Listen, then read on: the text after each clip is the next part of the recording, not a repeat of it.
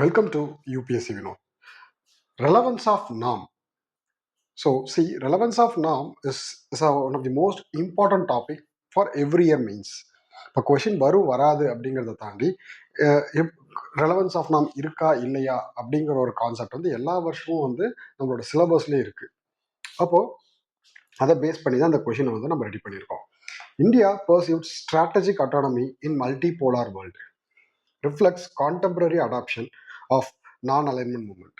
So நம்ம இன்னைக்கும் நான் அலைன்மெண்ட் மூமெண்ட்டை கான்டெம்பரரி வேர்ல்டுக்கு ஏற்ற மாதிரி ஸ்ட்ராட்டஜிக்காக நம்ம அடாப்ட் பண்ணியிருக்கோம் அப்படிங்கிறது தான் இந்த question.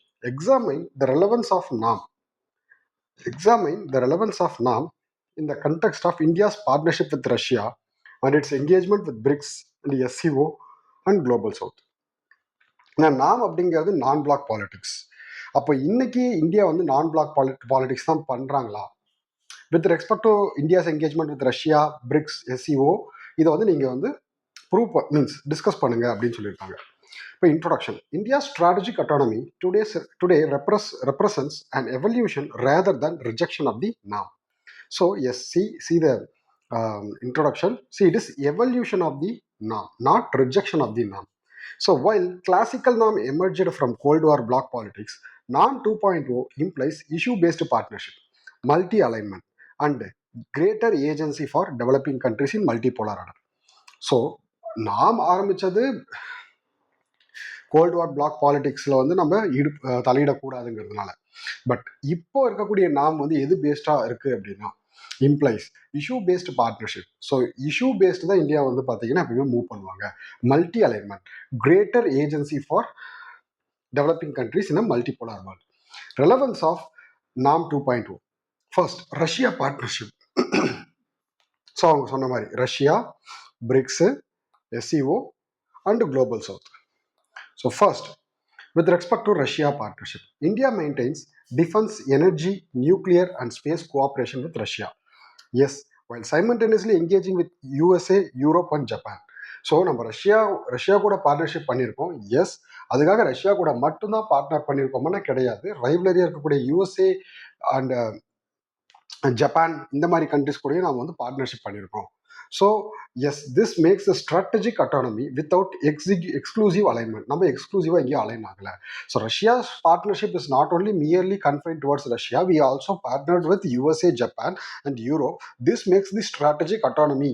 India is still strategic autonomy without exclusive alignment. BRICS. So second is BRICS.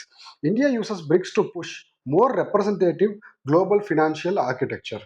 More representative global financial architecture, greater global south voice, and alternative to West dominance institutions, while resisting the transformation of BRICS into anti-West bloc. So, see, actually, நம்ம வந்து BRICS ஆரம்பிச்சதுக்கு காரணம் வந்து BRICS bank, BRICS பே இந்த மாதிரிலாம் கொண்டு போனதுக்கு காரணம் வந்து என்னது, குளோபல் ஃபினான்ஷியல் ஆர்கிடெக்சரில் நம்ம வந்து இந்தியா அந்த குளோபல் ஃபினான்ஷியல் ஆர்கிடெக்சரில் இந்தியாவும் மற்றும் பிரிக்ஸ் கண்ட்ரிஸ் வந்து பார்த்தீங்க அப்படின்னா ஒரு கிரேட்டர் குளோபல் சவுத் வாய்ஸாக இருக்கணும் அப்படிங்கிறதுனால தான். Representatives of global financial architecture in BRICS, Brazil, Russia, India, China, Russia, South America.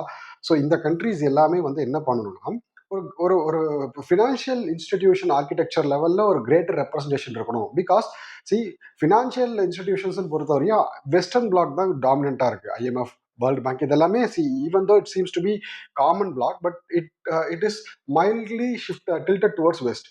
அப்போ பிரிக்ஸ் அப்படிங்கிறது நம்ம வந்து பார்த்தீங்கன்னா it seems to be global financial ஆர்கிடெக்சரில் ஒரு ரெப்ரஸன்டேட்டிவாக இருக்குது குளோபல் சவுத்துக்கு. அதே நேரத்தில் எந்த விதமாகவும் இது ஆன்டி வெஸ்ட் பிளாக்காக மாறிடக்கூடாதுங்கிறதுலையுமே ரொம்ப குறியாக இருக்காங்க. while resisting the transformation of BRICS into anti-Western bloc. So it does not mean that it is against the anti-Western bloc. It is just representative of the global financial south. Okay, SCO. SCO enables India to engage with China, Russia, Central Asia states on counter-terrorism, connectivity, energy, regional stability. So SCO RATS. SCO அப்படின்னாலே anti-terrorism. So yes, the SCO enables India to engage with China, Russia, Central Asia states on counter-terrorism, connectivity, energy and regional stability despite geopolitical divergence. Yes, that's a geopolitical divergence between India and China. So but அதையும் தாண்டி எஸ்சிஓல India வந்து பார்த்தீங்கன்னா சைனாவோட engage ஆகிறது மட்டும் இல்லாமல் counter terrorism, connectivity and energy, regional stability, இந்த இந்த டொமைன்ஸில் வந்து பார்த்தீங்கன்னா ஒரு கொஹசிவ்னஸ் கொண்டு வரதுக்காக Global South leadership. Through the Voice of Global South Summit, India has sought that articulate developing countries prioritize on climate finance, food, energy security, digital public infrastructure, and reform global institutions. See, global south leadership அப்படின்ற மாதிரி India வந்து எப்பயுமே வந்து leader for global south அப்படிங்கிற மாதிரி தான், voice for global சவுத்துங்கிற மாதிரி தான் நம்ம வந்து ப்ரொஜெக்ட் பண்ணிக்கிறோம்.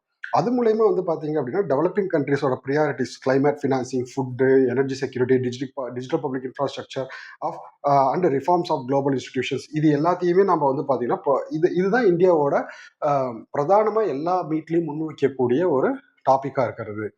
Issue based coalition, yes, this is one of the most important. So, India simultaneously participating Quad, BRICS, SCO, and G20 reflects shift from Cold War non-alignment to multi-alignment based on converging interest. See, நமக்கு issue based coalition தான் இப்போ வந்து black politics, ideology politics எல்லாம் போயிட்டு இப்போ ஜென்ரலாக என்ன சொல்கிறாங்க, இஷ்யூ பேஸ்ட் பாலிடிக்ஸ் தான் முக்கியம். அந்த இஷ்யூவை சால்வ் பண்ணுறதுக்கு எது வந்து பெட்டர் ஆப்ஷனாக இருக்குமோ அதை நம்ம கையாளுறது தான் கரெக்டாக இருக்கும். அப்போ இஷ்யூ பேஸ்டு கோயிலேஷன் அப்படிங்கிறதும் அதே மாதிரி தான் சொல்ல வருது. ஸோ இந்தியா வந்து சைமல்டேனியஸாக குவாடு, பிரிக்ஸ், எஸ்சிஓ, G20 இது மாதிரி மல்டி டொமைன்ஸில் பார்ட்டிசிபேட் பண்ணுறது மூலயமா நம்ம வந்து இந்த கோல்டு வார் நான் அலைன்மெண்ட்ல இருந்து மூவ் ஆகி மல்டி அலைன்மெண்ட்டுக்கு வந்துட்டோம். So however limitations: deepening Russia-China ties, China influences within BRICS and SCO, Western-Russian tension, and divergent interest among the developing countries can constrain India's room for maneuver. So இந்தியாவுக்கு அதான் ஒரு பிரச்சனை இல்லாமல் எந்த ஒரு கண்டெக்ஸ்டும் கிடையாது. அப்போ இதில் இந்தியாவோட என்கேஜ்மெண்ட்ல மல்டி அலைன்மெண்ட் அப்படிங்கிற என்கேஜ்மெண்ட்ல வந்து என்னெல்லாம் சேலஞ்சஸ் அப்படின்னா, கண்டிப்பாக ரஷ்யா வெஸ்ட் பிளாக் அப்படிங்கிற டென்ஷன் எப்பயுமே இருந்துகிட்டே இருக்கு. சைனாவோட இன்ஃப்ளூயன்ஸ் வந்து சைனாவோட டாமினன்ஸ் அப்படிங்கிறது சவுத் ஏஷியன் ரீஜன்ல இருந்துகிட்டே இருக்கு. இப்போ இதில் வந்து பார்த்தீங்க அப்படின்னா இந்தியா வந்து சர்வைவ் ஆகணும். Way forward, India should perceive alignment of interest, not alignment of blocs. So interest, issue based politics நம்ம கொண்டு போகணும், பிளாக் பேஸ்டு பாலிடிக்ஸை அவாய்ட் பண்ணணும். Combining the partnership with major powers, stronger south cooperation and institutional reforms.